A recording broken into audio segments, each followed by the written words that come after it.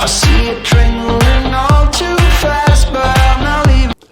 Well, hello and welcome to the His Side Podcast. I'm your host, Joshua Wyant. And whether you're a Christian, volunteer, or leader, this podcast is for you.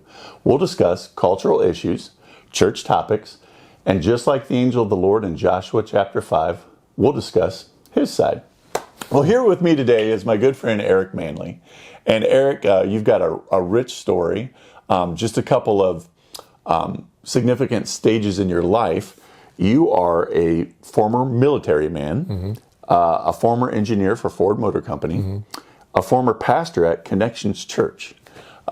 There's a lot there. And so I'm one that seems to want to connect the dots. And so when I look at someone like that, that's been on this amazing journey, has done all these great things, I think, man, that seems to be someone that is intentional around purpose, like choosing things for a reason. Yeah. It seems like it's a person that's highly motivated, ready to put in the work. It's also possibly someone that maybe isn't satisfied. Is it fair to say those things about you? Yes. It is. So Joshua, thank you first of all for inviting me onto your podcast and a chance to share my story and have a conversation. You're welcome. It's just a real gift. But you're quite welcome. Yes, all of that is very much a part of my story. So there is a drivenness that is baked into the life I've lived, and very much true that there is a restlessness that is very much baked into my story as well. Interesting. So, restlessness. Yeah. That almost reminds me of Jacob, right? Jacob had a restlessness. He wasn't satisfied with his birth order. He wasn't satisfied with his birthright. Yeah. There was never enough. He was always wheeling and dealing, striving, the heel grasper. Yep. That's interesting that you say restlessness. Yeah. I can't wait to get into this. Well, just like your life, Aric, all of us, we experience it in stages. So let's go back to your youth. Yeah. Talk to me briefly about what it's like growing up in your home. What's mom like? What's dad like? How many siblings, and what's your relationship with God at this point? Yeah. So, home I grew up in, first of all, I come from a family, mom and dad, both present, both involved, both aware and caring. I had a lot of things going for me in that regard. At the time I'm growing up, there's two younger brothers that come into my life sometime later. I'm quite a bit older than them. Okay. But, so a family of five in the household that I grew up in. It was in that environment that we also had an extended family that was very close. And so a really rich family life, just a lot of togetherness. We doing a lot of life together, and people very involved and very interested. Probably sporting events, plays, that sort of thing. And especially my dad, and his presence at just about everything I can remember as a child is a precious gift of my memories of growing up in that home. He was there. He was there. He was always there, for sure. It's beautiful. That's good. It was really good. Yeah. And I love that about my story with my dad. Yeah. Okay.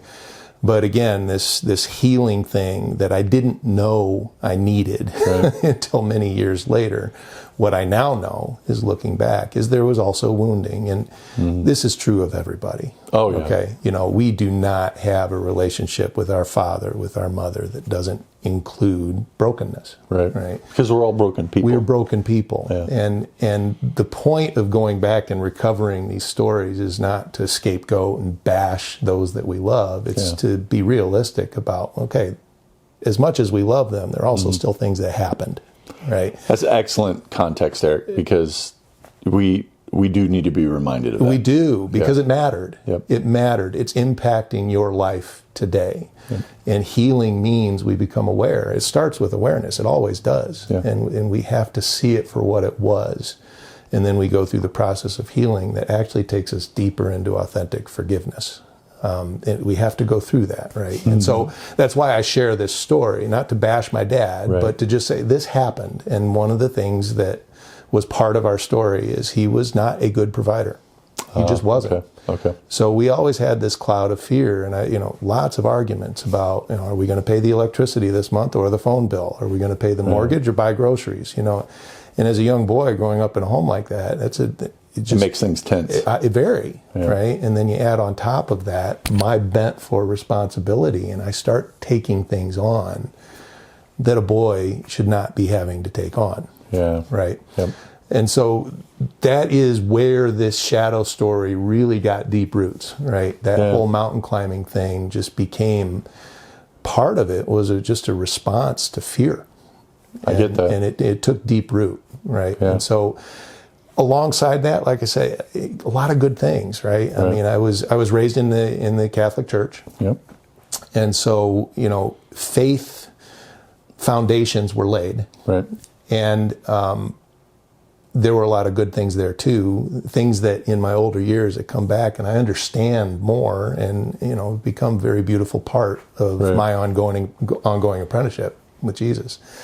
What I took away at that time was a deep sense of what it meant to disappoint God.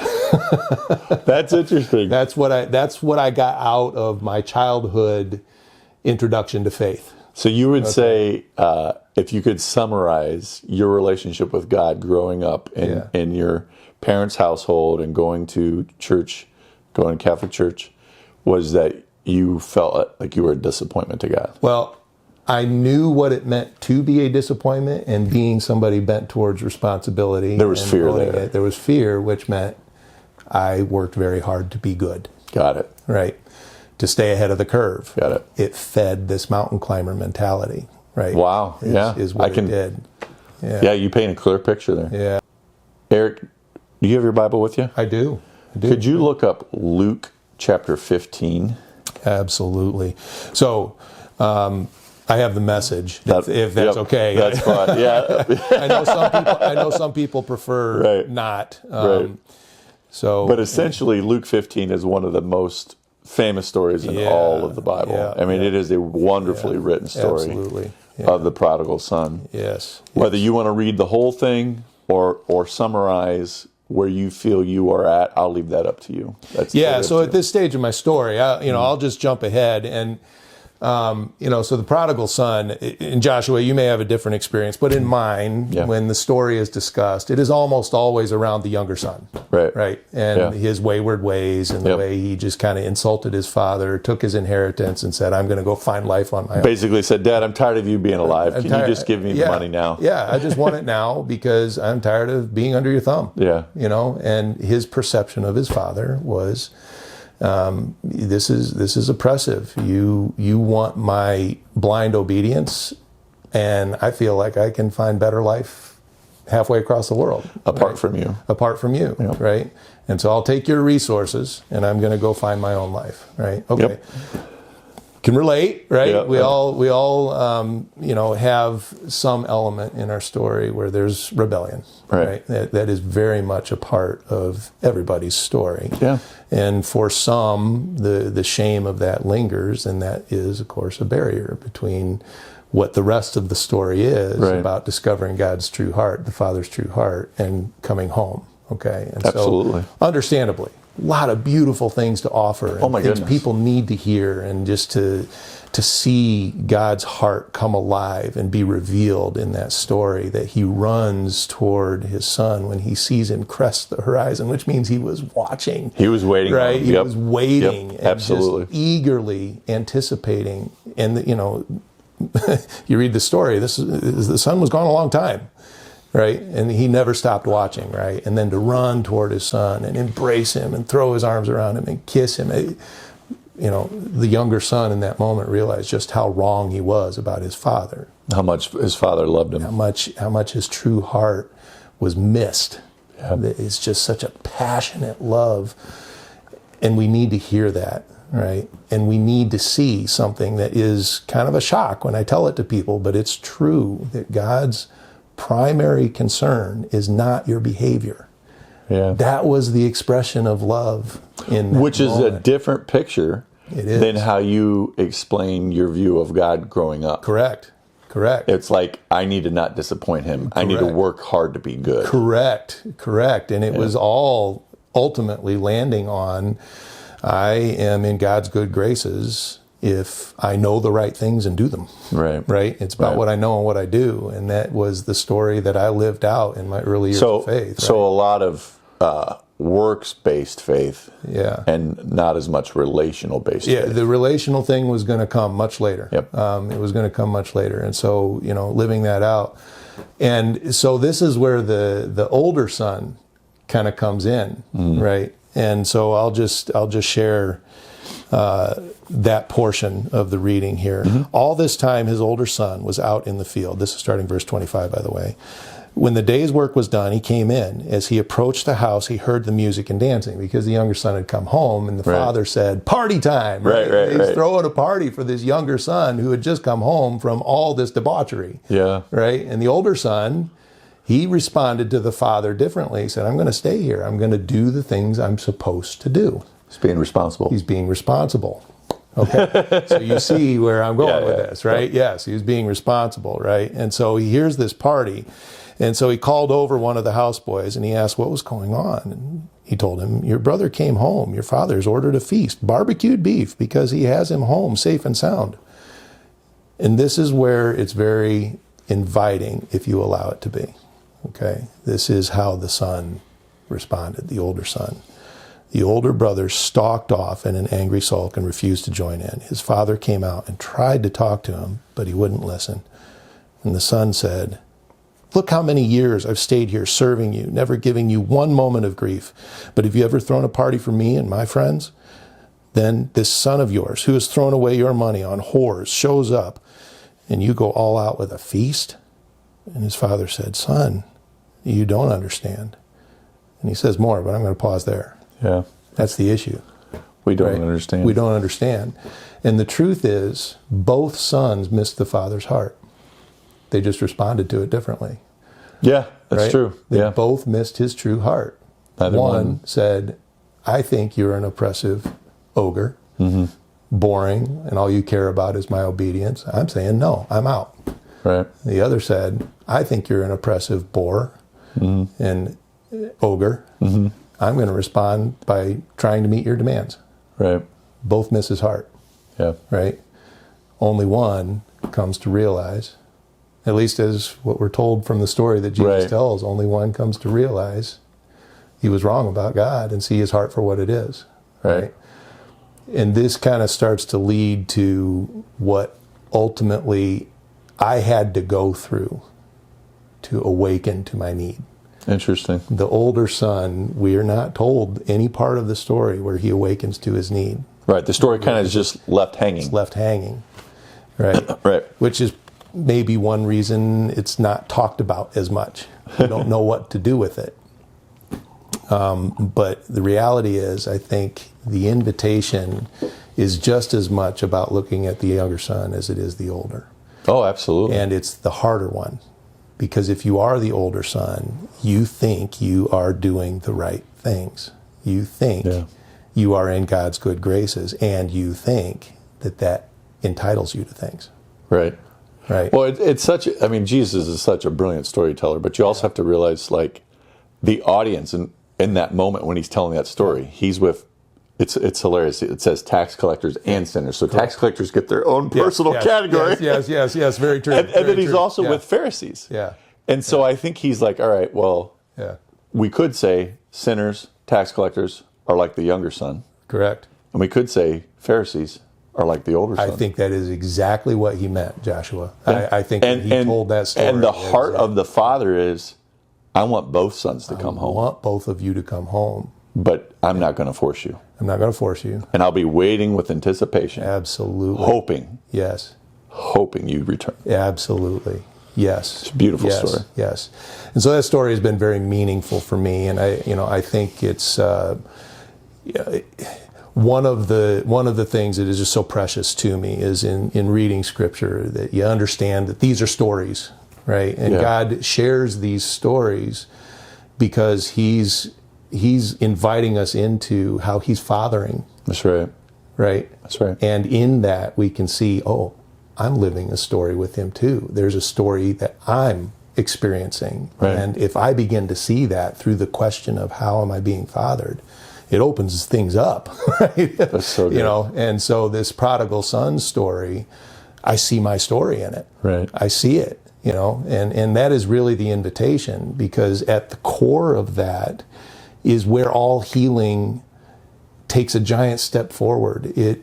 The healing stories we live, Joshua, are unique. We're all unique, right? And what healing looks like for you, that journey with God, is going to take you into the unique aspects of your story. Okay, Right. but there are things about it that are common to all of us, and it always takes us to a place where we can't go forward until we begin to see God as He truly is. Till we come to the place where we see His heart for what it truly is, and learn to lay down our notions of God. I love that. Yeah. It's interesting. Yeah. That's exactly it. Yep. So, Aric, what were the events that led you to working at Ford Motor Company? Because, I mean, you're still a high school kid. How do you get there? How do you get from point A to point B? What's going on there? What are some of the steps? So this story, this shadow story that began to take root as a boy, began to take on a life of its own, which, that informed how I approached my teen years, my high school years. And I just took everything on with a determination to be the best I could be at it. Wow. Again, that by itself, there's good in that. Yeah. Right? But it's when this story is attached that it was always going to lead to a very painful crossroads. And it started then, right? And so in those high school years, worked hard to be the best student I could be, because I wanted that to open up opportunities on the other side of high school for the college that I could go to and the career that I could pursue. A career that could pay well, that could be the provider that my dad was struggling to be, those kinds of things. Sports were an outlet for this mindset. And just other ways of caring for my brothers and my family. And, all of that I saw as an outlet to do what I would later come to call mountain climbing. Right? Wow. And the idea was that if I could climb a mountain and get to the top, that it would bring things for me, right? Yeah. Satisfaction, joy, validation, sense of well-being, validation. And that story just became my life. That is what I pursued. And so high school, I was totally sold out to it by then. Yeah. And I got results, right? For the longest time, it worked. I did get the grades that allowed me to go to a good school, that allowed me to pursue a degree in engineering, right? It did give me an opportunity to pay for that school with an ROTC scholarship, right? And so, the years after high school, I kind of had that dual track, right? Yeah. Of pursuing that degree, and then at the same time living the life of an ROTC cadet that would have me ready for a life as an officer. I knew what my career was going to be out of college graduation. Right? Wow. I know there are exceptional students and young people, but you seem to have painted a picture here where you were growing up very quickly. I did, yeah. And almost wondering how much you even enjoyed high school. It was like you were attending those grades, looking at that as I want the right job. Yeah. Which isn't a bad thing at all, but I'm amazed at the level of focus at that young age. Yeah, enjoyment, it wasn't absent from my desires, but it was secondary. You were focused. Yeah. It was the achievement. It was the opportunities that I wanted to have open for me. It was where it was all going. Yeah. Wow. That's the story I was living. And the mountain climber life it had taken full root. At an early age. At a very early age. So is it fair to say that really that's kind of your identity at this point? It is. You are the mountain climber. It is. It totally is. Yeah. Wow. More than fair. It is the fact. It is the case. Okay. Yeah. And then, in those years after high school, I also married very young. Began dating the woman who would become my wife when we were in high school. Which is a fabulous gift, but it also feeds that role of being the responsible one. Yep. And the provider. Yep. Like you're doubling down on all of this. Yeah. So I kind of have these three things that are all just, it's all up, right? Scaling the mountain. We're moving forward, and so my wife and I were married while we were still in college, and so I have the undergrad degree, I have the ROTC thing, I have a new wife. My life is we're moving toward the peak. Yeah. And that's the life I'm living. You're scaling. Yeah. So you meet and marry your wife. Yeah. You graduate in undergrad with a degree in chemical engineering. Yes, it is. Yeah. And then you're in the military. How long you serve? What's happening at this point? Yeah. So eagerly step into this new career. Right. 4 years of undergrad. I think it's pretty common. You get to the fourth year, you're ready to be done with school, right? Yeah, absolutely. Senioritis is real. Senioritis is real, and very, very anxious to start earning that paycheck for one, and just the thrill and the joy of a new career and a new mountain. Exactly. And again, I can speak to this with years of hindsight, right? At this time, I really have no conscious awareness. No grid. This is the life that made sense to me, and that's what I pursued. Yeah. And it has its roots in things from a very young child. It's just what I pursued, right? And this is how I understood life was done, right? And so that's what I was doing. And then I had the ROTC life that my first career I already knew coming out of college. You knew what was going to be. Was going to be in the military as an officer, right? And so I took my mountain climbing bent to both of those things. Okay. And so coming out of college, began a career as an officer, and my commitment, my part of the deal in ROTC was that I would serve for 4 years coming out of college. Right. And so at a minimum. That's probably very common if you commit to ROTC. Yeah, I think that's still the case today. Honestly, it's been a long time, so I don't know if the requirements are different, but I think that's still the case today. And so, I did step into that career, and, I thought that just might be what I do for 20 years. Sure. Because if you serve 20, then you can retire and you get the benefits of being a retired veteran. So there was initially a plan that possibly you stay in the military. I was thinking that could very well be the case. And so, I started that career pretty eagerly. And that started a pattern which we had talked about in our previous sit-downs. Right. There's a pattern that began to emerge. About 3 to 4 years, I started getting pretty restless. Yeah. And what was beginning to bubble up was this life of mountain climbing was starting to catch me. Just a little bit. Right. So this is roughly 4 years post-graduation? Yeah. You're feeling at about the 3-year mark, I'm really unsettled. I'm feeling some disillusionment, because to climb the mountain, deep in my soul, I had expectations for what that would bring, for what that would mean. I expected that there would be some satisfaction of this yearning. Inside. Satisfaction, peace. Validation, right? A secure sense of identity. Those are the things that I was really searching for in all of that, and totally unaware, right? So at this point, you have graduated with a degree in chemical engineering. Yeah. And you're serving as an officer in the military in that capacity. Correct. And you're at, year 3, year 4? Yeah, at about year 3, I'm starting to feel restless, and it becomes kind of a big deal. I want to read this passage of scripture as you go into that next transition. And you provided this one. I thought was perfect. It's Proverbs 16, verse 9. Yeah. It says, we can make our plans. Yeah. But the Lord determines our steps. Yeah. And so in all of these decisions you're making, ultimately he's still taking you down the steps he wants you to. Absolutely. Which is to total healing.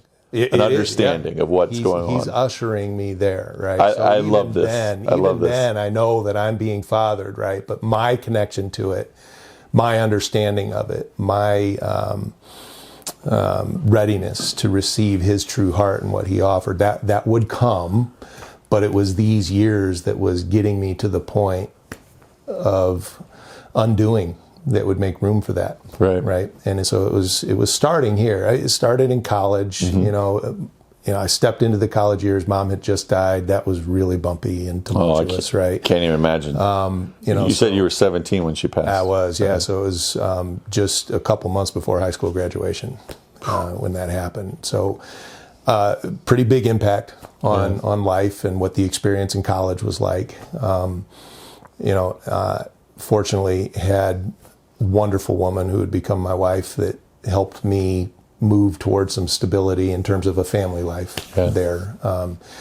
So a lot of beautiful things happening there, but the restlessness kind of took hold in college, right? Yeah. But it was hard to see it as anything other than this is turbulence from the after effect of mom dying, right? Yeah. Get a few years down the road into military, now that's not so much the turbulence anymore. So I'm kind of feeling things. This is kind of new, right?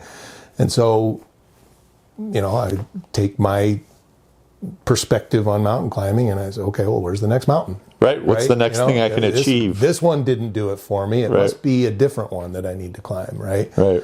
Again, I'm speaking with the awareness I have now over this, right? This is all just internal things. You've got no idea. I'm just reacting, right? I'm reacting. And so I look for the next mountain. And it's a common thing, right? People serve their 4 years to satisfy the requirements of their ROTC scholarship, and then they go on and they start a career in the private sector. So that ends up being what you do. That's what I did, right? And, with that kind of experience, you have something on your resume that is attractive to a lot of employers. And so Ford Motor Company became my opportunity. And so that's when we moved to Michigan. Right. And I started this new career in engineering, working at Ford Motor Company. Yep. About 3 years. And I start feeling an emptiness. I'm unsettled. The work environment was great. The people I worked with were great. The work was interesting. And it was very unsatisfying. It's almost uncanny that it's happening like at the same duration of time. Yeah, it is. And it's pretty consistent, Joshua, that at about 3 years. And then this time, the dissatisfaction is really striking something deep. I'm really unsettled. Okay. This is kind of the second iteration of this. And I felt things in a deep way when it hit me in my final year of the military, and I just really wanted to leave and try something different. And here it happened again. There is a little bit of awareness now. Okay, I see 2 of these in a row. There's something else, right? And so that is about all I have with it. I'm paying attention to it a little bit more, but... can I ask, at this time, is your wife suspecting anything? Is she asking you why the restlessness, what's going on? So there's really nothing in either of our stories that has us equipped to ask the deeper questions. Right. We are followers of Jesus at this point. We're living Christian lives. We're involved in church, very involved in church. And we're no strangers to what that Christian life meant for us and all of that, right? So, this is alongside this, again, but this perspective of healing is not something we're introduced to yet. We don't really understand that. Got it. Our understanding of the Christian faith is still very much about what we know and what we do. Yeah. And that's how we're living it out, right? And so I know there's something going on here, but I don't really know what to do with it. Right. Understood. And so what I do is the thing I do know. Right. I look for the next mountain. Right. You're very adept at being able to see a challenge, rise to the occasion, and meet that challenge. Correct. And initially, at least within those first few years, it must give you some sort of satisfaction. It does. It gives you a sense of direction. Yeah. Purpose. Yeah. That sense of accomplishment. probably makes you feel good about yourself and your self-image. Yeah. So in many ways it works, right? But it's just a temporary fix. Because it's a counterfeit. It's a counterfeit. Well said, yeah. And that's what I would have to go through a little bit more to begin to see and understand, right? And so, I start looking for the next mountain. And at this point, I'm thinking, okay, I need a big mountain. Because doing great at school, being an engineer, serving in the Army, working at Ford, those weren't big enough. They weren't big enough. I got to have a bigger one because this isn't working. We laugh at it, right? But that is how I was making sense of what was going on. I had not found a big enough mountain yet. Yeah. And so then I start asking, well, what is the biggest mountain that's out there to climb? And that's a big question. Yeah, it is. And, for me, what began to surface was a desire to move toward vocational ministry. Wow. Yeah. And so to be a little more fair about what that phase of life was for me, yes, I brought a bunch of dysfunction into that desire. And at the time, you didn't realize it. I did. Oh, no, I had no idea. Right. And alongside that were things that were true. My desire for ministry is rooted in my passions and my heart. That you had great intention. I did. To do it. So it's not all dysfunction, right? But that story was very much driving what compelled me to begin taking steps to go into ministry. Interesting. And, let's be clear. These are not things that you want to be coming into ministry with, right? This is not how you want to be oriented toward your understanding of vocational ministry. Yeah. And I would learn this the hard way. Oh, man. I would learn this the hard way. Oh, man. And so, we moved together. My wife and I were together in this, and she knew that something had to change because I had just become so unsettled with that career life at Ford. Yeah. And again, it's not a disparaging thing about Ford and the job itself. It was just me. There was internal strife going on, and I was just really struggling. How old are you at this point? Oh, so 25, 26. So. Yeah, I mean it's many years ago. Right. So right about 25. So roughly like about 8 or 9 years past your mom. Yeah. Going away. Yeah. So you're approaching a decade now. Yeah. Yeah. And you were married in college, so like there's enough time that had passed. You're like, my interpretation of this is there just is never any peace.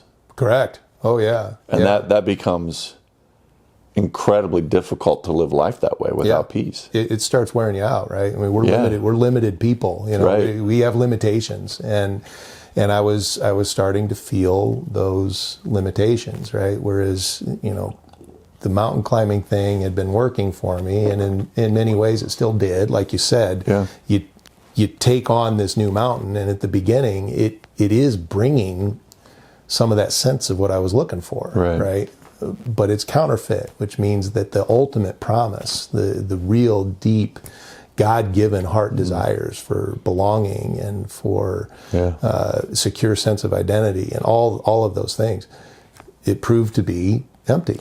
I'm reminded of that passage in Ecclesiastes where King Solomon chases all these things. Yes. And he constantly comes back to saying, is meaningless. It's a meaningless. Chasing of the wind. Yeah. And that's the disillusionment. You can't really ever catch the wind. You can chase it all you want. You can chase it all you want, but you can't catch it. And that's the disillusionment, right? I am under the belief that if I get to this mountain, I am going to get everything my heart is longing for. Man. And I get to the top of the mountain, and it's not there, right? So let me ask this then. Yeah. After each one of these mountaintop experiences, do they feel the same, or is it actually starting to feel worse? Oh, it's getting worse. That's why I suspected. The disillusionment is growing, for sure. Yeah. And so, the pain and the depth of the unsettled feelings that I felt as that came to a head in my military experience. Yeah. Now it's all the deeper. the pain and the unsettled feelings, the dissatisfaction, the emptiness is deeper still with the Ford experience, right? So then how do you make this transition then? Because I mean, I do know you shared, very well about your upbringing. So being a provider was still a big deal to you. You have a wife, you have kids. Yeah. You don't want them to struggle. No. So talk me through, like, what kind of conversations you're having with your wife.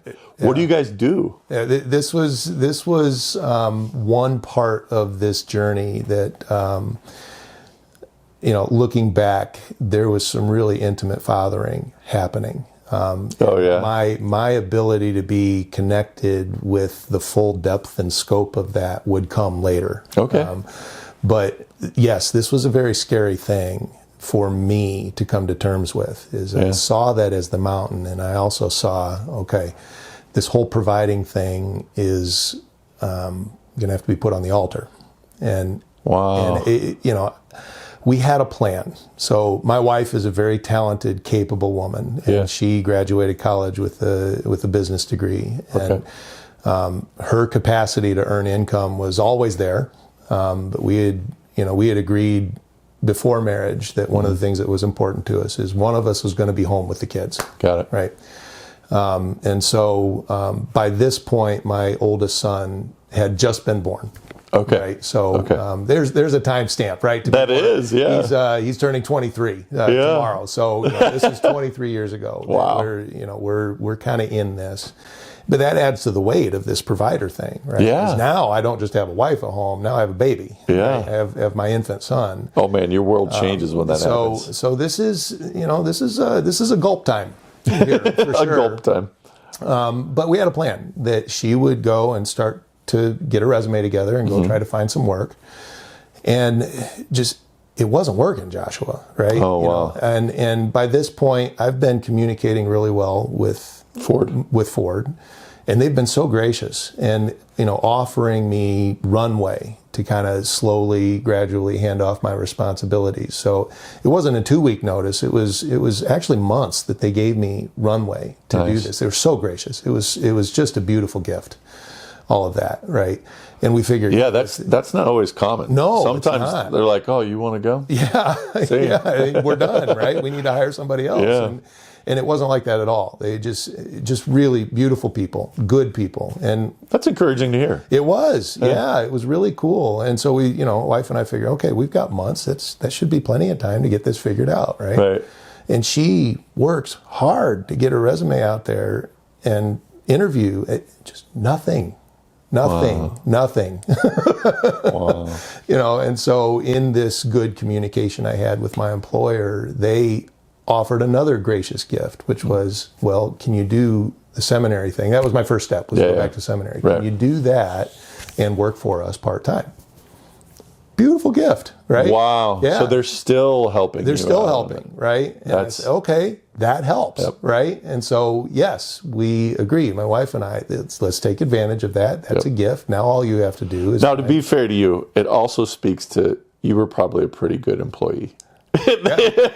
You were probably doing all right for them. I certainly tried to be, and because it sounds like they appreciated you and they were trying to work with you. Yeah, the whole way. And it was just some good relationships, right? That's good. And just good, kind-hearted people, and very supportive of this idea that someone was going to leave their workplace to go and do ministry. And right. I was just surrounded. So they looked at that as a. They did, yeah. I was just surrounded by people who really encouraged and supported that. It was just a gift, right?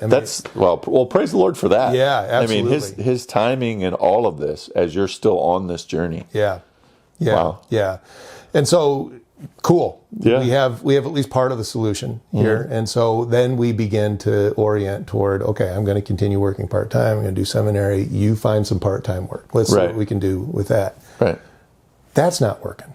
Oh, no. She can't find work. And it's just getting down to crunch time because as gracious as they've been, they also needed to have a deadline on this. Yeah, right? absolutely. And I did because seminary was starting, right? It was time to go and enroll in fall classes and begin. So the imagery is this hourglass and we're seeing the final few grains of sand start to... Tick, tick, tick, tick, right?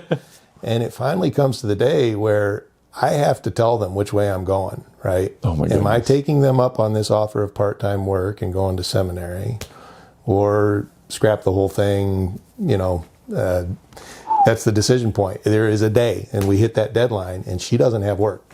Oh my goodness. What do you do then? Well, we pray about it. We swallow hard. It's a terrifying moment. Yeah. And together, we are just sitting at the table, and I'm kind of in stunned silence. Like, how could it come to this? This childhood fear. You saw this whole way. Oh, we've got plenty of time.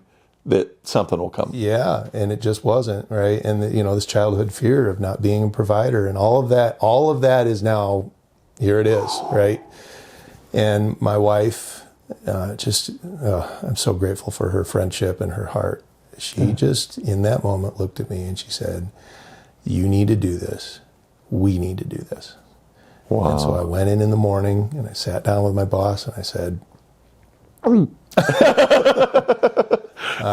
going to go part-time starting next week. Oh, man. And I gave up. I believe the arrangement was to go to 60% time, right? So I was giving up 40% of my pay. Got it. And no idea where that 40% is coming from, because at this point she has no job. No clue. And again, I have an infant son at home. We have a mortgage. I mean, the bills are real. That's not moving. No. And so I come home that evening and I'm numb. I really don't remember the drive. It was one of those experiences. I got in my truck and next thing I'm at home, how did I get here? Right? Yeah. It's just kind of a numb thing. Yeah. We had dinner at the table. Neither of us knew what to say. I mean, we just sat there in silence eating dinner. During dinner, the phone rang. And she picked up the phone, and it turned into probably 15, 20-minute conversation. And I could tell that she's talking with somebody who wants to see if she's interested in work. Wow. And it was an offer for temporary employment. And when we sat down to look at the offer, it was almost to the penny what I gave up earlier. How good is God? Yeah. How good is God? So this is alongside what I'm describing as the dysfunction I brought into my pursuit of ministry, right? So it's not all dysfunction, Josh, right? There is a goodness in this. There is an affirmation that God is giving, and a story of fathering that had begun in that, right? So that is kind of the both and of all of that. I love that. I mean, so many times we may not know if we're stepping on sure footing. Yeah. But he's right there. He's that loving father. Yeah. Like we talked about in the prodigal son story. Yeah. And I want to read this. You gave this as a pre-meeting scripture. Yeah. And then I want to hear you explain in your own detail what this meant to you. But Matthew 4, starting in verse, I want to read verse 19 first and 20. It says, Jesus called out to them, "Come follow me, and I will show you how to fish for people." And they left their nets at once and followed him. Yeah. What you're talking about, that moment where you're in almost shock, stunned silence. Yeah. Neither one of you are talking at the dinner table. Yeah. The call comes in. Yeah. To the penny. Yeah. That other 40% that you needed is going to be met. Right. Yeah. We were stunned. We were stunned. That is beautiful. Right? That is beautiful. And it was, in that sense, it was that wink and that nod from God saying, yes, this is the next chapter of life that I want you to move toward. And so I thought that meant things. Okay. Yeah, and so I am still carrying my perspective of mountain climbing right along with me in this, right? And so the reason I love that story is because I connect deeply with Peter in that story specifically. Okay. And in that moment, what Peter experienced, and when you understand the cultural things that were at work, and when Jesus says, "Come follow me," what that meant, I mean, how could somebody just leave a livelihood and drop everything and follow him? There's something else going on there, which there was. For a rabbi to offer that invitation was a big deal, right? Yeah. And, so when you understand that background, you understand the motivation that would say, done, and I'm off, right? But for Peter, he stepped into that excited about the possibilities, excited about this life with a rabbi, drawn to Jesus and his goodness and his dynamic personality and all these things that we see in this incredible person, right? And Peter is drawn to all of that.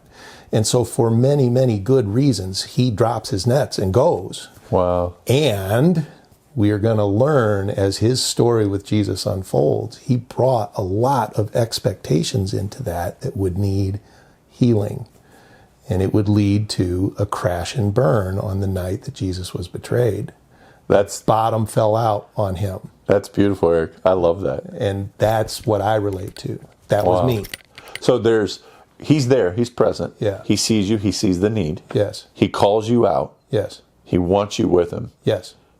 Yes. And he knows where you're going. And he knows that this journey ahead, I have a vision and expectation for what this means through the lens of life as a mountain climber. Yeah. Totally unaware of this invitation he truly offers for healing. Wow. I stepped into this totally unaware of my need for healing. Yeah. I didn't even know that was a category at this point. So I'm stepping in thinking, I'm going to live this adventure and give my responsibility and my heart and my talents to advancing the kingdom. Yeah. Okay. Good, right? There's nothing, wonderful that's attention. good, right? But I had attached to this, and that is how I'm going to feel worthy. There. That's what subtle. I had attached. Yeah. Right. And that is what would catch up to me big time through this experience. And just like that proverb that you read. So I had my course. Yeah. He was planning my steps. That's excellent. This was heading toward a crash and burn for me. Okay. On that note then, Aric, what events lead to you leaving Connection Church and becoming the intentional dad? Share that part of the story. Yeah, and so this is going to get into some parts of my story that are a little harder to share. Sure. Because there were some experiences that would begin to bubble up, and this was my experience. This was graduating seminary, coming into this. This was my first official role in vocational ministry. Yeah. Right? Yeah.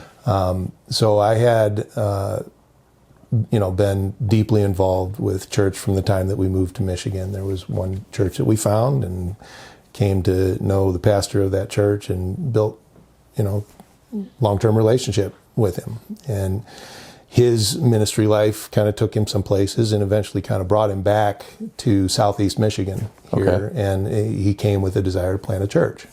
Got it. At about the time I'm graduating seminary. Right. And so there's a chance for alignment here that is really exciting to me. Right.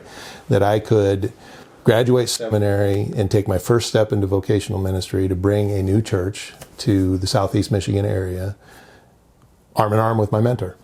Wow. Pretty cool arrangement. I'm pretty excited about it, right? And I can see how you're like, wow, God, you're just orchestrating all providing, of this. Yeah, and all these things are coming into place. And in my early years of seminary, I had in mind that I might try to plant a church, and learned pretty quickly I was way far away from being ready to do something like that. Right? Yeah. That we experienced some things, went to a couple of conferences and seminars, and that had to go. And about the time that went, along came my longtime pastor saying, I'd like to come back in the area and plant a church. Will you do it with me? Yes. That seems like a no-brainer. That seems like an easy yes. Yeah, and it was. And it absolutely was, right? And so by now, my wife was able to find full-time work, right? And so everything kind of had aligned. We had our needs for providing. She was doing that now. I was the one staying home with the kids and then doing the seminary and getting ready for this ministry life, right? And that was the life we could see in front of us, and we moved toward it wholeheartedly, right? And we were one of 3 families that came together to start a church, and we did that. And I am doing my mountain climbing thing, and I'm loving it, right?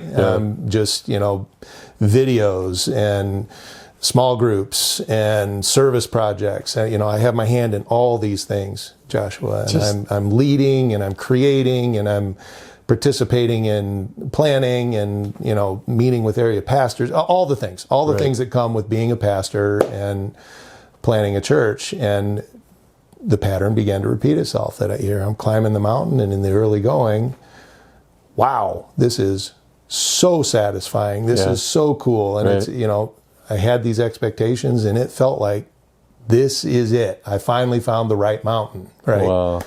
And that is how it began. But a couple years in, there's something else that just started to creep up right behind it. Wow. And the reality is, Joshua, that part of life as a pastor, and you know this, you find yourself rubbing elbows with other people, and as a pastor, you have access to their stories. Yeah. You're sharing things. Absolutely, right? you do.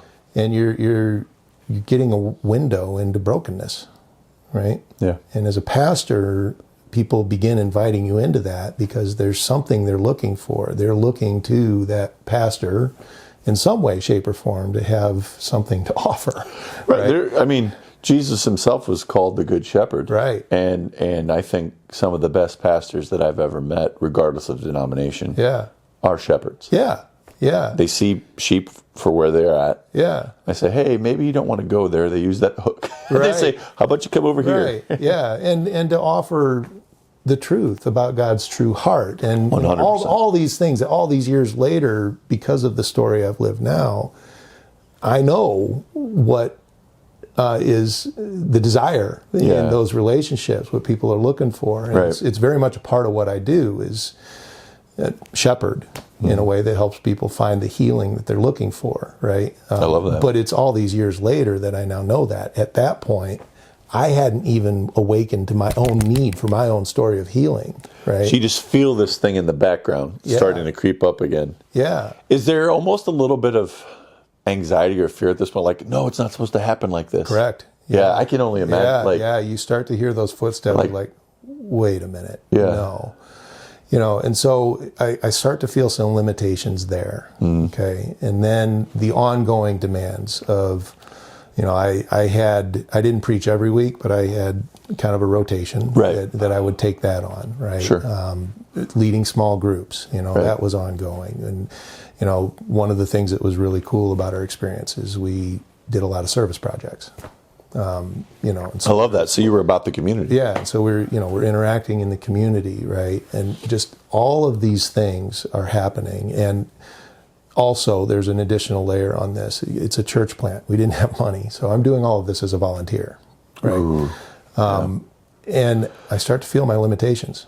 Are you feeling just like you felt as a young boy back in your father's home? Yeah. Like, are you worried about that too? Because there's no money attached to this yet? Yeah, it's not so much in the sense of providing. It's not a fearful thing. Okay. It just without that coming along, it's kind of wrapped into some dysfunction that would start to bubble up. Maybe like validation?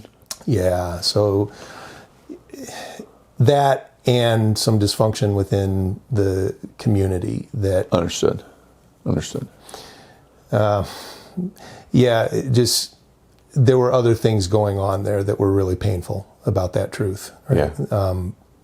And so these things kind of start to surface, Joshua. And, and at first it's just, I am starting to feel the reality of my limitations. Okay. And it starts to catch up to me in a way that I begin having a hard time performing, staying ahead of the curve. Right? Really? Yeah. And so bit by bit by bit, the reality of my limitations is not, I can't keep ahead of the curve anymore. Which is something in your previous jobs, you never expressed that. Correct. So there's really something dysfunctional about this. There's something different about this go-round, right? Yeah. It wasn't an issue of limitations in those other cycles that had me feeling dissatisfied and unsettled. It wasn't an issue of limitations. It was just, I expected more out of this mountain that I was climbing, right? Yeah. This is different. Yeah. I am a limited human being, and I don't understand what the limitations are. I just know I'm beginning to experience failure. Right? Wow, yeah. And it came to a head one particular Sunday. It was my time to preach. And by this point, it had caught me. And I was bankrupt spiritually. You didn't have anything left. Emotionally, physically, mentally, nothing. And I start preparing for this sermon. Yeah. And I'm giving everything I know how to give. It sounds like a nightmare. It's a nightmare, and I am getting nowhere. I just do my best to pull this thing together, and I just can't. You don't have it. I don't have it. Yeah. And my turn comes, and I put on a brave face that Sunday morning. So you never had a conversation ahead of time with anybody? I just was in my mode. This was my pattern. This is what I knew. I'm going to plow through, and I'm going to make this happen. And so I brought what I had, and I stepped on that stage, and it took about 2 minutes for all the eyes in the audience to tell me my worst fears. It was my worst fears coming to fruition in front of about 75 people. I was exposed. Wow. Totally exposed. Just that sounds horrible. It was trauma. It was deep trauma. Wow. And my life of mountain climbing finally caught me. Yeah. The bottom fell out, and I had nowhere to run, nowhere to hide. So I spent my 25, 30 minutes, whatever it was, doing my best to get through it. Yeah. And it was one of the smallest feelings I've ever had in my life. Right. So I'm trying to think of this metaphor of mountain climbing. Would it be fair to say you're almost forced to let go at this point? So that's what's coming. Okay. Right. And so I walked off that stage, and I knew things were going to be very different. You think there'd be repercussions from what happened? I knew there were going to be changes. I knew it was the end of things as they had been. Yeah. Right. Right. No idea how much of an end. Okay. Because that was going to be what began to unfold. Right? Got it. And so this relationship that I had with my mentor was a fulfilling and uplifting one, I would come to find out, so long as I was performing. Right. And in that moment, a lot of fears are brought to the surface, right? And in partnership with him, and we had a dream of a successful church, and the way we defined success was big enough to be viable, right? Financially, and presence in the community. It meant size, right? In that particular way of understanding church and what it meant and what we were trying to build, we needed numbers, right? And this is one of the things that would be wrapped into my healing on the other side of this, was I would come to question that as the defining model of church, right? Different story, right? Sure. But in that moment, that was kind of where we were, right? We knew that if we were going to have this particular dream come to fruition, we needed numbers, right? Yeah. And so here I am on the stage, and something like that, I mean, not only are we not getting new people in with that kind of thing, we're going to probably lose some people with that kind of thing. And this is where my mentor's dysfunction starts to come to the surface, okay? He stepped into this looking for validation as well. And his validation was going to be the legacy of this church. So and so when the numbers start to go the other way, or the threat of it, right? He views that as rejection of him. Yeah.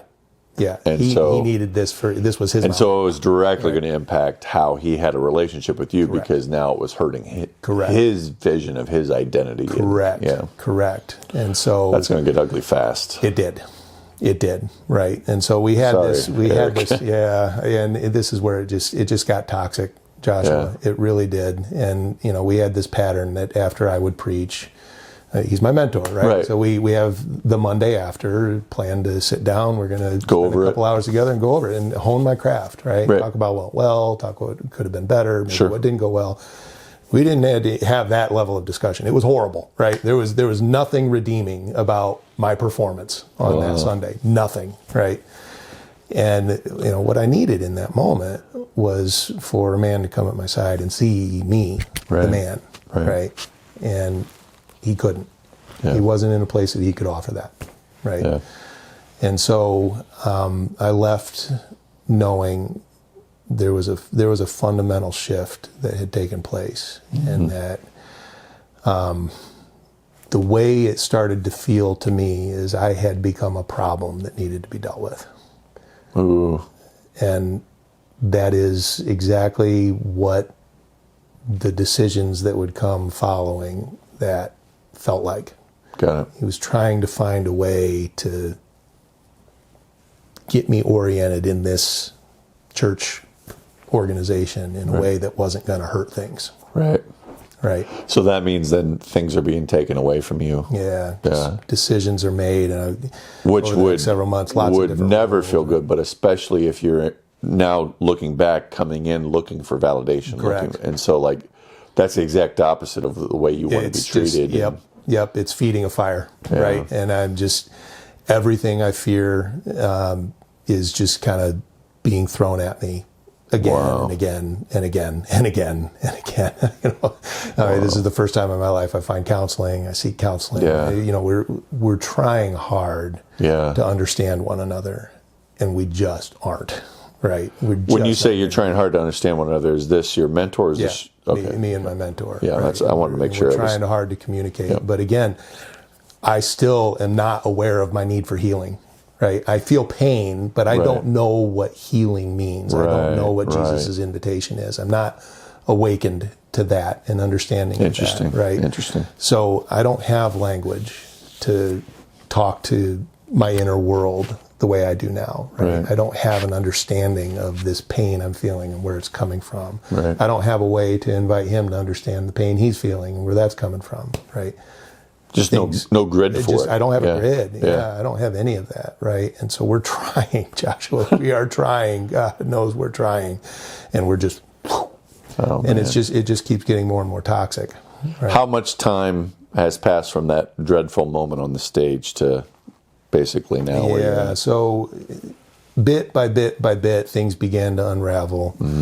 It was a good 8 or 9 months, maybe even longer, from that point to where it was leading was us leaving the church. So within about a year. Yeah, it was in the better part of one. Okay. Right. And so that's where it was going. Yeah. Right. And there's a lot of things that happen from that moment to that moment, and it just kept getting worse. And toxic is the word that I use for it, because that's what it had become. And at one point, it dawned on me just through one of these interactions just how far gone it was, and that we needed to leave. And that brings a whole new level of concern and unrest, because we're one of 3 families that planted this church. I have served as a pastor in this church. Right? So now not only are you hurting, but you're also you still have that good shepherd mentality. You still have a pastor's heart. Otherwise, you would have never gone into vocational ministry in the first place. Right. And so you're legitimately looking at, even though my heart's not in this and I don't have any desire to be here, what kind of damage will me and my family leaving cause this church? Right. And that was very much on my conscience. I didn't want to do this in a way that was going to blow things up. Yeah. There were families, there were people in that community we loved, right? And this was going to be difficult no matter what happened. And, I could make it nuclear. Yeah, you could. Or I could just play the long game and just slowly get to a place where we could slip out the back door, right? Yeah. And so it was a minefield, and that is where my heart was, is I wanted to walk the minefield in the hopes that we could make the exit we needed to make and do as little damage to what we were leaving behind as possible. That was my heart. And so that took months. Wow. That took months. And this was a difficult thing for my wife as well in all of this, because she's not really in a place that she can fully understand just how difficult things had gotten with me and my mentor. And she would get there, and she was always supportive, right? She knew that the time had come for a move like that, even though she didn't really understand why, all of the whys behind it, right? Yeah.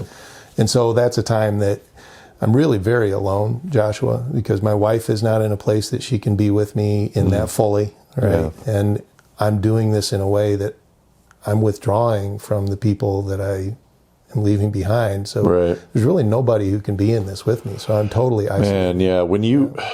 I have seen this a number of times, not particularly your case, but like I have been on church staffs where the time has come where there needs to be transitions. Yeah. I've been on both sides of those transitions. Yeah. And a lot of the turmoil you're describing, I know what that's like. Like you realize that if any person in this equation leaves, it can impact the church. Yeah. And you don't want it to. Right. You don't want to hurt the church. Right. And then on top of that, when you're talking about a position, whether there's finances involved or not, when you experience that loss outside of the church for jobs, we'll say, that's, even though those are painful situations, those are a part of life. Right. And so you have a support system which is usually family and church family. Right. But in this case, you don't have the church family, or at least that's the lie the devil tells you. You feel like you can't. You feel a lot of barriers to it. Yeah, for sure. You feel like you just can't go that direction because you don't want to hurt the church. Yeah. You're not sure what you can share and what you can't share. Yeah. And so there just seems to be a lot of isolation in Big that time. in that type of That's the word. Trap. That's if the you word. will. Yeah. And I've seen it. I've seen it in other people, and I've tried to help through that in my own consulting. So and it's really painful, and isolation is the word, right? And it's things that if you were going to be in a place you could break through that isolation, you would have to have a lot of awareness, a lot of clarity about how to speak to things. Absolutely. And I just, like I said, this is the front side of a healing journey that was going to begin in earnest soon, right? Yeah. And in fact, it's really not even accurate to say it that way. It was beginning, and it was beginning with just this raw pain, right? In this extended period of pain. That's fair. And, the pain really was my dysfunctional understanding of myself, and that whole premise that was at work that I had not come to question yet, right? But was now beginning to feel the pain of it in a way I'd never had before. The whole premise was, I'm really not worthy unless I prove otherwise. Oh, jeez. Right. That's the premise. That's the driving force of this mountain climbing life. Right. Wow. And this pain I'm feeling is, I am unable, I have reached the end of myself and my ability to prove otherwise, which means all I'm left with is, and therefore I'm unworthy. Oh, that's all I'm left with. That hurts. Right? Yeah. And that is the pain that is just coming full force at me at this time in this situation, right? And I'm alone in it. That's brutal. Yeah. Wow, Aric. You paint a vivid picture about that season. Let me ask you this then. At some point, you do leave Connexions Church. I do, yeah. How did that conversation go with your wife? And then what were the steps that ended up leading you to healing and the intentional day? Yeah. So there was one moment in particular where the toxicity came to a head. Okay. And, just the time had come. We'd taken months to just gradually hand off responsibilities. My mentor was kind of reassigning me and minimizing responsibilities anyway. Sure. But we still had some. And so we just gently handed those off, and we got to the point we could slip out the back door. Right? Got it. So I had one more conversation with him. It did not go well.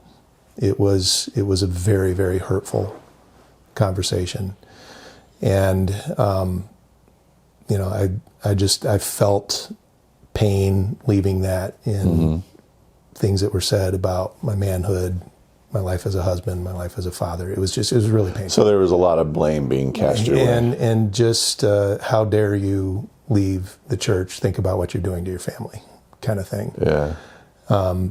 And I went home, I shared the nature of that conversation with my wife, and that is when she saw it's that far gone. Right? She hadn't fully understood that. She was getting there, right? But there were just things. She wasn't in the trenches with all of this the way I was. You know, I don't blame her. She didn't have access to things that she didn't see. She wasn't able to see those conversations, hear those conversations, witness that kind of behavior. You know, and understandably, she just held out hope. These are two men who love God. They're going to figure this out. Right. Well, when you figure it out, if you have an understanding of the healing that's needed to bring that kind of reconciliation. Neither of us did, right? And so that's just where it went off the rails. And she finally got there, at that moment. And so I think it's in Hebrews, the Bible talks about do not allow the bitter root of unforgiveness to grow. Right.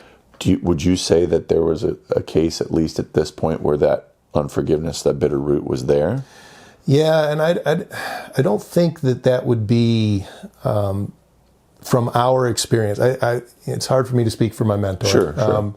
You know, from mine, yes, I was feeling bitterness. I was feeling anger and all of that. And I think justly so. I mean, I understand that. Yeah. You know, but my primary desire really, I was thinking more in terms of survival, frankly. Yeah. You know, I mean, this had become... just too painful. Way too painful, and just not a good environment for me spiritually in any way, shape, or form. Right. And for me at this family, point, when your relationship with your mentor sours that much, and he's the vessel that's bringing the word on a Sunday, that's got to be incredibly hard to hear. It was a painful place, right? Yeah. And so, yes, I think you're right in bringing up what's in Hebrews there, that you know there was going to be a need for forgiveness. Something, frankly, I'm still living out and experiencing, right? I mean, forgiveness is both a choice and a process. Right, absolutely. Absolutely. So that's part of my ongoing story of healing, is the forgiveness is deepening as I heal, right? So yes, that was there. My experience, my primary perspective, what was front and center was survival. Sure. I mean, that's really kind of how I was trying to navigate my way through that to get to the point where I could get away, you know. I get that. Yeah. So it was that particular moment where my wife kind of began to see things as I had been and fully aware of our family's need for closing this chapter and moving on to a new one, right? Wow. And so that period, I kind of have, you know, some subheadings for that, right? I call all of that my crash and burn. Okay. So this is equivalent to Peter when he's denying Jesus. Yes. Yep. And mine lasted for months, right? Yep. His happened overnight. Right. So even after all of that, though, there's still a little bit more for me to go through to really be prepared for the chapter that God had for me and my family next. And believe it or not, I did actually start to look for another mountain. Oh boy! That point. Well, it's your personality. It's my personality, yeah. And you know, old habits die hard, and all that, right? So you know, I knew I wanted to stay in ministry. My heart was still very much alive for that. As painful as all that had been, there's still something I was drawn to, right? And kind of what was left maybe is what the refining fires began to reveal, that you know, my heart as a shepherd was still very much alive. Well, that's good. Yeah. I love so hearing that. That was not killed off, right? Praise God. And that led me to seriously consider maybe just going the counseling route. The pastoral counseling. And so I did begin to take steps to plot a course for what it would look like to move toward that mountain, which involved going back to school and all of those things. I actually went and visited a school and really started to seriously consider it. So let me ask you this, Aric. Would it be fair to say that not only are you feeling still the call for some type of ministry, but you also are wanting to try to make sense of this painful experience, and you want to help those that have been through that? Yes. How deeply aware of all of that I am at this point, I don't think I could really say. You Not very. I think in its simplest sense, it was me looking to bounce back. Right. And that's, we all have to do that. Yeah, We all have to try to do that. I get that. Yeah, and the desire to do that is understandable, right? But there was, these experiences cut something so deep that this time, as I considered this mountain, there was also this voice in me I was beginning to listen to, a voice saying, stop. Just stop. Interesting. And I didn't want to listen to that voice, but I couldn't ignore it. So you knew it was there. I knew it was there. And so at that point, I thought, maybe this is a time to invite some trusted friends into this decision that's in front of me. Right. Before you go pursuing this next Before I mountain. go pursuing this. I had it all lined up, and it was just a matter of a few more steps, and off I was, right? Off I would go.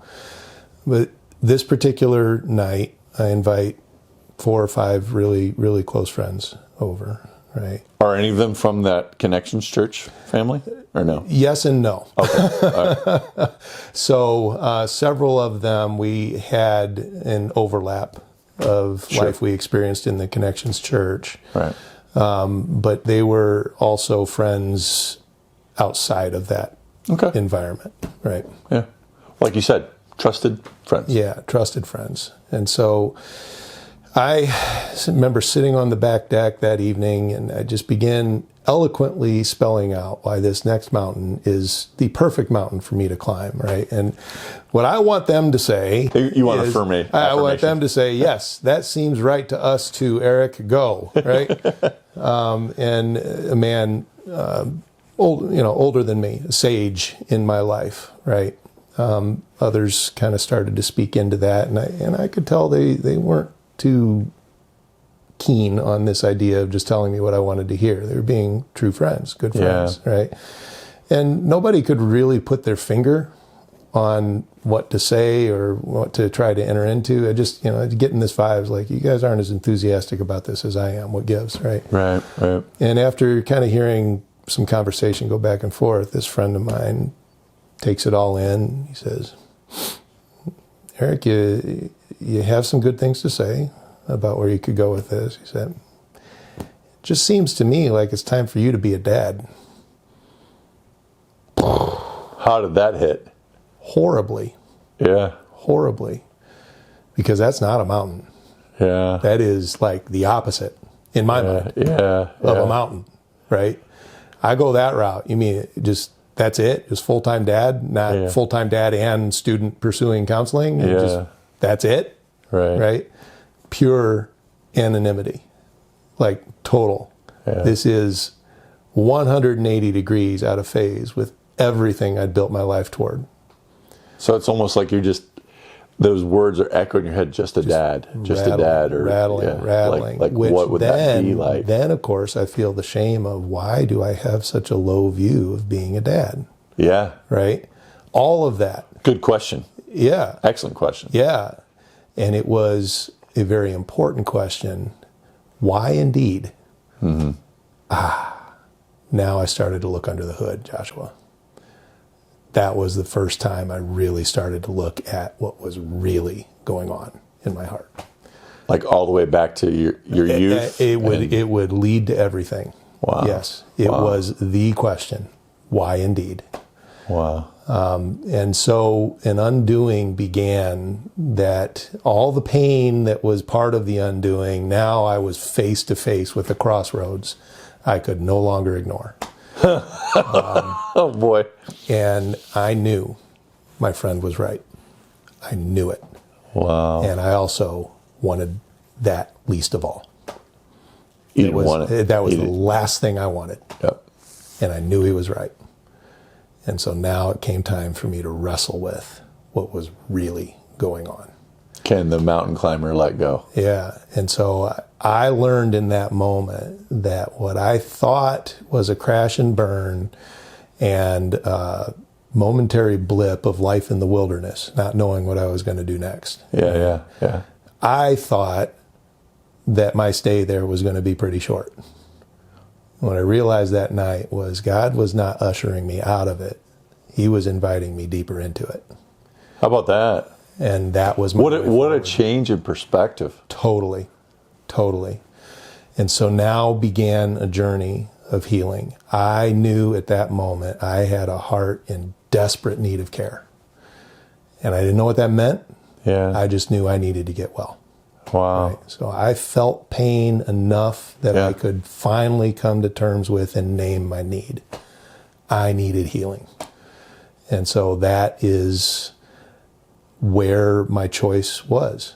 Either I would cut it off, do an end around, and go pursue this new mountain of Right. becoming a counselor, or I would pay attention to what my heart was starting to scream. Stop. And I did. I finally, for the first time in my life, I stopped. And I began to pursue life in the wilderness with God. Wow. And that's when it began to unfold. And that was a very painful process. Oh my goodness. Very.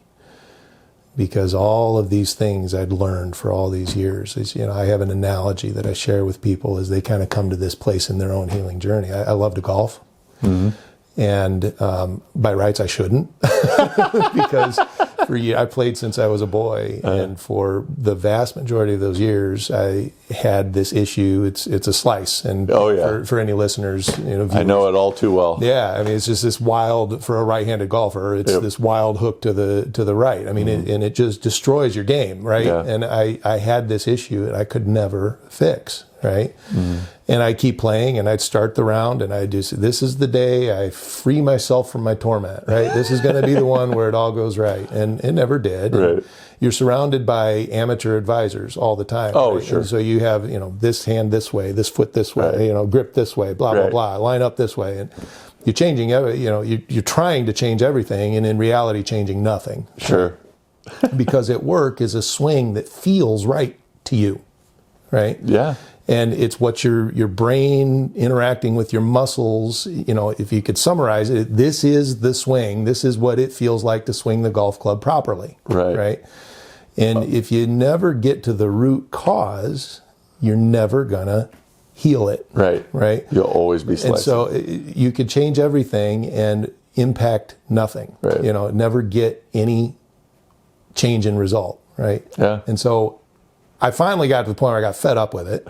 It's like, I'm going to try to find a coach that can really help me understand this problem. Yeah. Right. Yeah. And I did. And within one lesson, he had me swinging in a way that felt so awkward. I mean, there was nothing about it that felt natural or normal. Wow. But I got the straight drive, right? I got the straight hit, you know. And in fact, could even hit a little bit of a draw. And I was doing all this in one lesson, right? And for the first time in my life, I felt, that's what it's supposed to feel like, right? Yeah. Okay. That began a process, because after years and years and years of this faulty swing, that's what my muscle memory says is the right swing. I have to unlearn that so that I can learn that's a good the proper swing, right? This is the healing journey. Okay. And this is why it's a lifelong thing. Okay. And so what began in that moment in hearing stop was I began to make space for a new reality to come in to replace this idea. That's good. That I'm only worthy if I prove it. Yeah. Right. But that would take some undoing. Okay. And so the first thing I had to come to terms with was just accepting, yes, my way forward is into the wilderness. I'm going to be a full-time dad. Wow. And I didn't want that. And that, you weren't sure what that looked like. I hate talking about that part of my story because I have such a high view of fatherhood, and to know where I am now with it and all the things that we've experienced as a family, it saddens me to know that was my starting point, and I'm grateful because I was also awake to my need for healing at that point. And that was one of the things that brought that awareness to the surface. Wow. Right, is I didn't want it to be that way. Yeah. You know? And so I began to move. Well, that was kind of your defining question. You said, why? Why is that my response to this? Yes. So. And as I began to pull on that thread, as I began to follow that, this is when I finally became aware of this mountain climber thing that had been at work. Wow. Okay. And that's when I began to understand what my first step into a healing experience with Jesus would be like. It was going to go after that premise, that issue.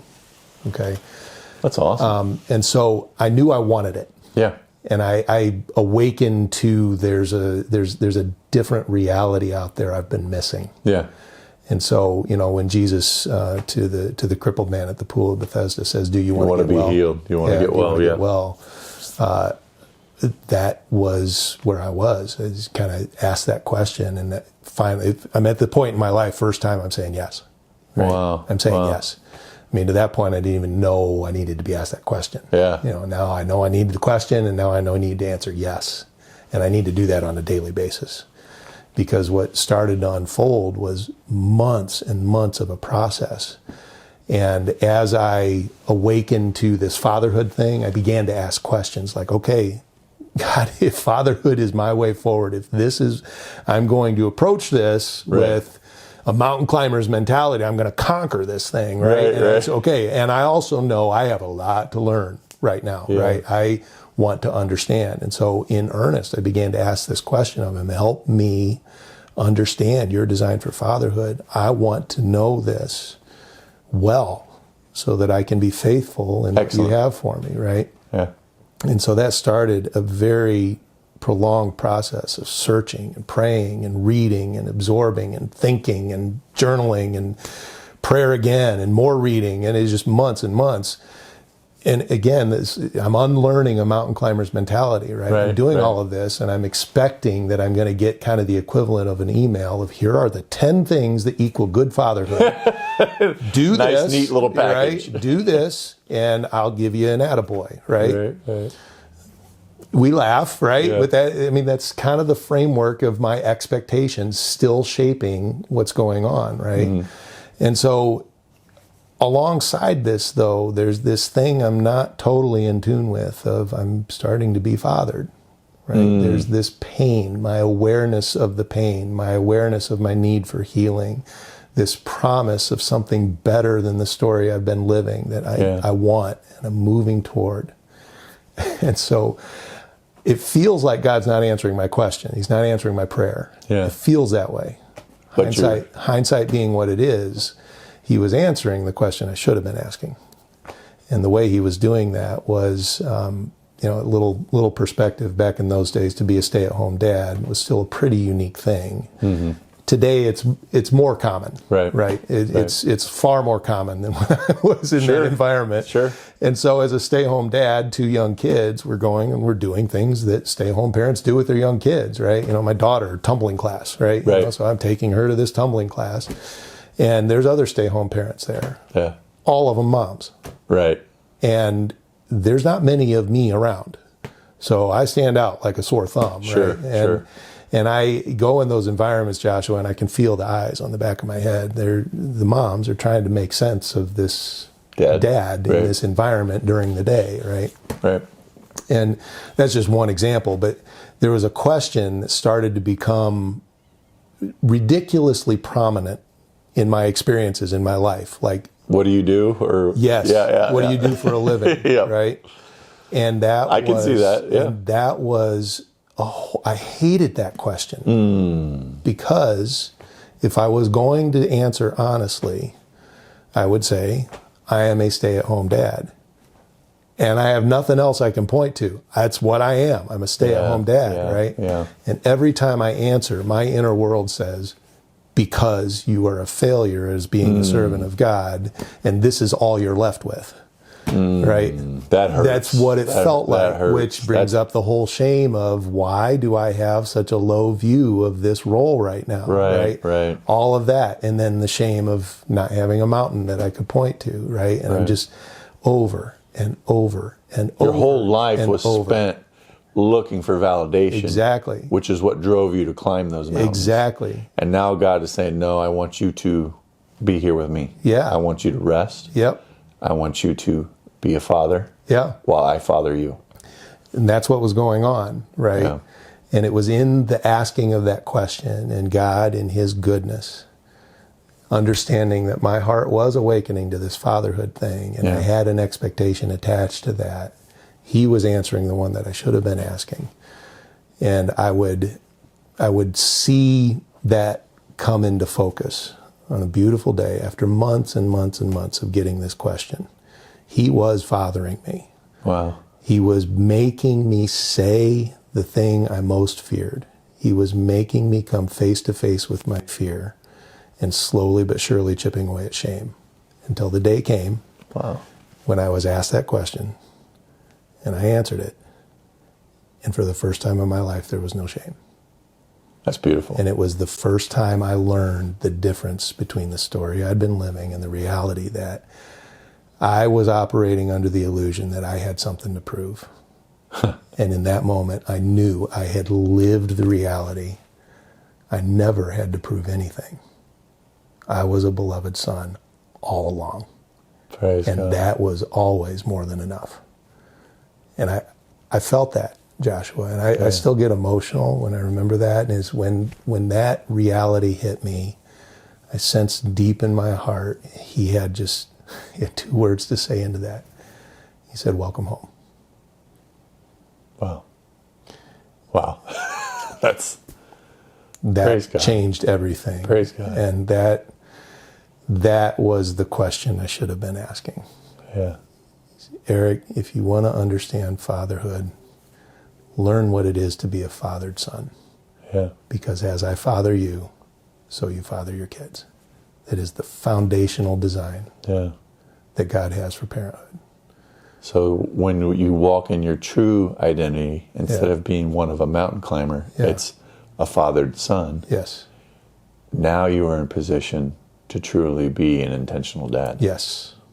Yes. That's wonderful. Yes. I love that story. And that's what we began living then. It was and the question I had, Joshua, about help me to see what it is that you have for my family.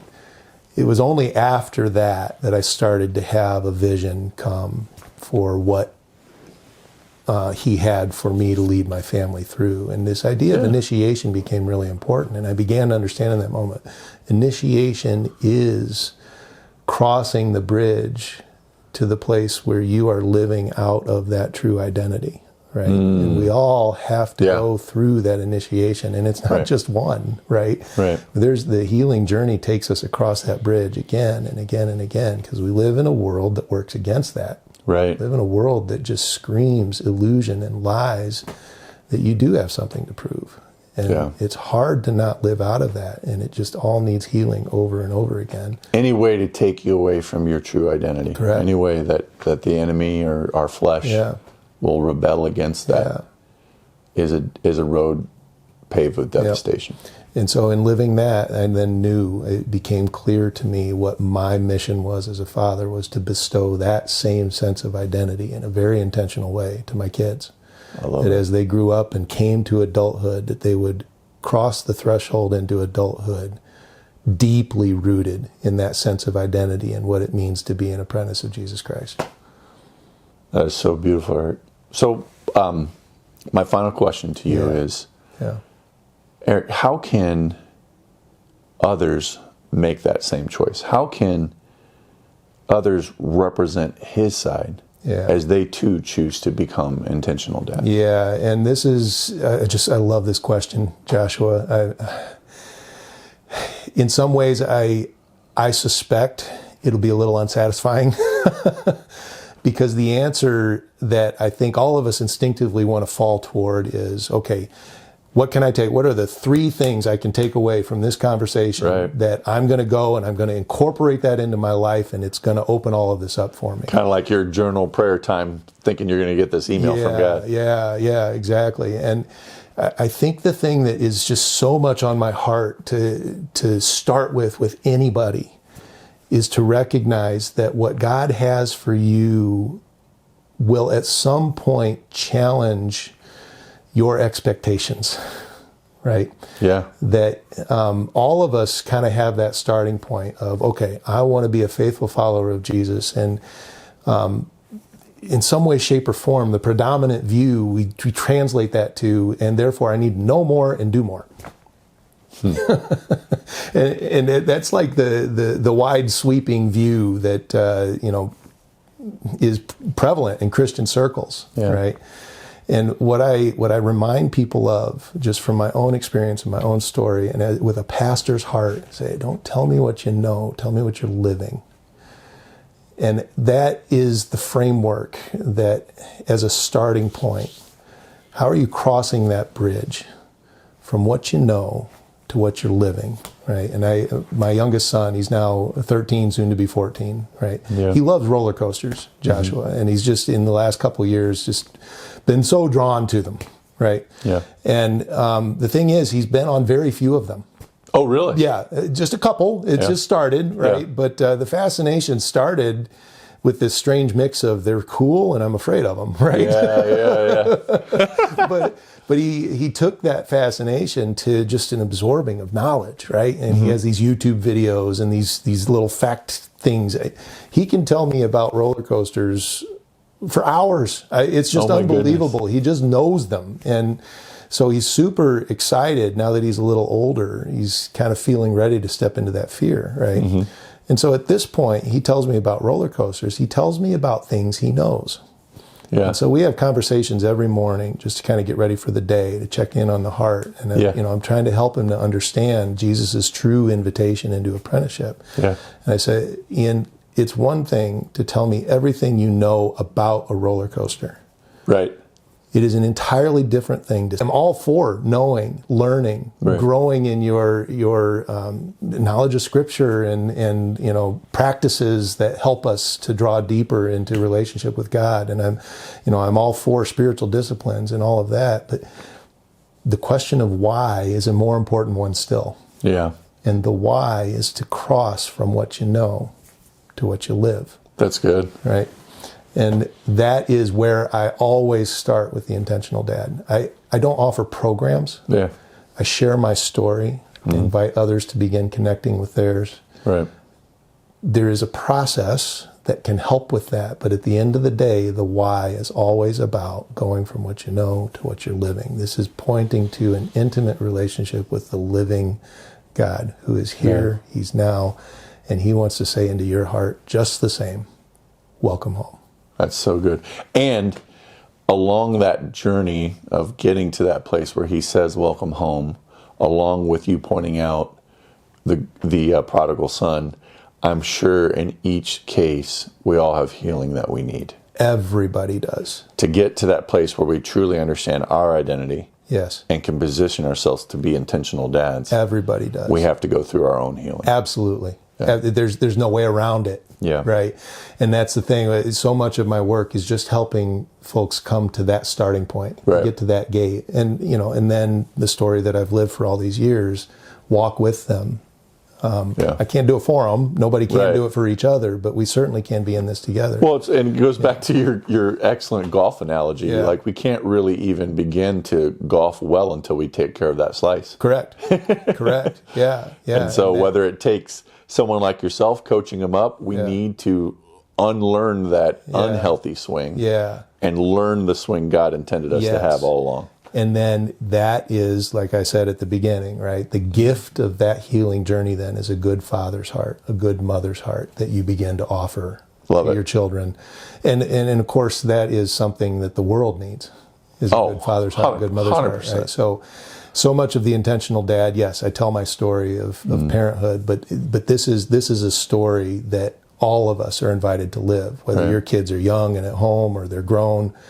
The healing journey, the gift you have is that good father's heart, a good mother's heart. And your fatherhood journey isn't done. Your motherhood journey isn't done, right? And that's really the invitation. And yes, I do have a story to tell of what that looked like for our family, how we lived that out. And it really was the joy of 10 years. That's what grew out of that, was a vision for a 10-year journey with each of my kids. Wow. Leading them to the point of initiation where as a community we came around them. And on a specific day at a specific moment, after 10 years of preparing for that moment, we came to affirm their adulthood. Excellent. And in a moment, they knelt. I knighted them. We use it, there's a framework that we use, but that's not, it was just a vehicle, right? But we use that to kind of help everybody connect with in our imaginations Right. what this was about, how this would unfold. By having an act or a ceremony like that, Yeah. it helps everyone resonate with Yes. the weight, the magnitude Yes. of the moment. Yes. Like, this has all been intentional. Yes. It's been leading up to this. Yes, yes, and it helped carry Yeah. all of this, right? Yeah. For we started when my kids were 8, Yeah. and so for an 8-year-old, you want to have something that they can, okay, I can relate to that, Yeah. right? To get a visual, and so we used a model of knighthood, and that's all stuff for another story. But Yeah. the point is, 10 years later, it was all leading to that singular moment where Wow. family and community, child kneels, and I get to look them in the eye. Now rise, a man, rise, a woman, Yeah. beloved son, beloved daughter of God. That's powerful. That gives me chills. It's And awesome. You're an adult, right? Yeah, That, yeah. Now they're inexperienced adults, Sure. right? There's a journey that goes on after that, and that's very much what we're living out now. I have 2 kids that are grown. Yeah. One, I talked about Ian. He's still in this, Mm-hmm. but that singular moment is there are no words to capture what that's like, Joshua. That joy. I don't have words. It's deeply profound. And Wow. to take 10 years to get to that point, and then what it's done for my kids, what it's done for us as a family, and the life that we're sharing and enjoying as adults now. Yeah. Well, and Just nothing like it. the thing that I've been thinking about is, God's kingdom is a kingdom of sowing and reaping. Yeah. Yeah. And whether you realize it or not at the beginning of your life, as you began to tell the story of growing up in that loving two-parent home, Yeah. but there were some wounds, there were some anxieties, there were some hurts, Yeah.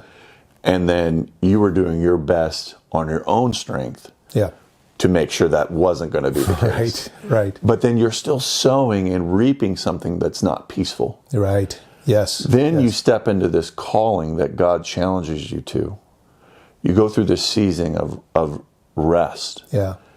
where He's sowing in healing. Yeah. Yeah. He's sowing in purpose. Yeah. He's sowing in intentionality. Yeah.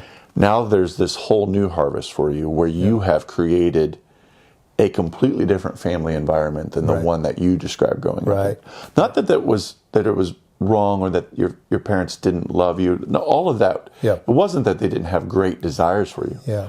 There's just more intentionality about a peaceful home environment. Your life's purpose is to dedicate right now that moment of clarity where God said, welcome home to you, His son. Yeah. You're raising them up in a 10-year period of that peace, Yeah. that intentionality, that purpose, that apprenticeship. Yeah. Yeah. Rise, beloved son, beloved daughter. I mean, there's a lot of kingdom principles there of sowing and reaping. And I got to believe that there's going to be a tremendous amount of peace. Whatever your children do, it's like a launching pad. Yeah. Like, I mean, they're getting sent. Like, one of the things, we have a military faith, and so like we know that that our battle's not against flesh and blood, but against demons, principalities, rulers of the air. Yes. Another thing, I think it's in a psalm, God says that our children are like arrows for our quiver. Well, what does an arrow do? An arrow strikes from a place of strength where your battle lines have been drawn. It launches with purpose and accuracy, with intentionality, to cause devastation to the enemy further away. I can't think of a better way for you. I mean, you're talking about knighthood. Yeah. You're raising your children to cause devastation in enemy's camp because of the peace, the security, the strong identity that they have. Yeah. I mean, that's all props to you, just listening to the Holy Spirit, listening to God, getting to that place where you could become that intentional dad. Yeah. It excites me. It's awesome. Thank you, Joshua. And just another thing to bring alongside this, right? And I say this with humility. I say this to keep people from feeling shame. Shame is something that I really work hard against. That's like a massive enemy of ours. It's a favorite tactic of the enemy to feel shame. Absolutely. The story I tell with my family is far from perfect. Far. We had lots of twists and turns, and I I am guilty of wounding my kids. I'm a broken man, right? And we have not lived a story absent of wounding. Yeah. What has been different because of God's grace, because of His faithfulness in ushering me to an awareness of a deep learning of this life of healing, this life of apprenticeship that is healing, means that we have an environment in our home where we don't run from the pain and the brokenness. We have a value that has been a deep commitment of ours, is we are going to stay in things until we reach understanding. And some of that has taken years. Yeah. Some of it is still unfolding, okay? In my story with the church, that caused pain for my family. Yeah. The ripple effects of that. Things that we are now working hard to find healing for. Yeah. But we're enjoying the fruit of the kind of environment that we have a shared understanding of this invitation for healing. We have a shared understanding of the importance to fight for understanding. That is the fruit, that is the soil in which our healing together is continuing. Right. And I think that's the fruit of, you usher your child to adulthood. It is with the dream that this journey of apprenticeship now is something you share as adults. Excellent. I'm not a perfect man.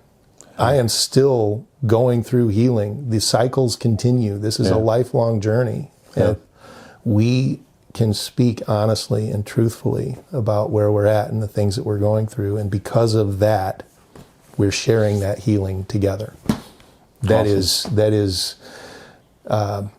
just a picture I really want people to understand, because, it would be very wrong to say, oh, well, there's a picture of perfect, perfect parenthood. Right. That's not the invitation. Yeah, I think on this side of heaven, you're never going to see that picture. You're not. Brokenness and wounding are going to be a part of the story. Yeah. The question is, what do you do with it? Right. How do you respond to that? Right. Thanks. Right. Well, Aric Manly, thank you so much for being on His Side. It's been an honor and a pleasure. And Joshua, thank you so much for inviting me into His Side with Joshua. It's been a real gift, a real joy, and I'm just so grateful for your heart, your ministry, and the gift of an opportunity to share my story. Appreciate it. Thank you. Yeah.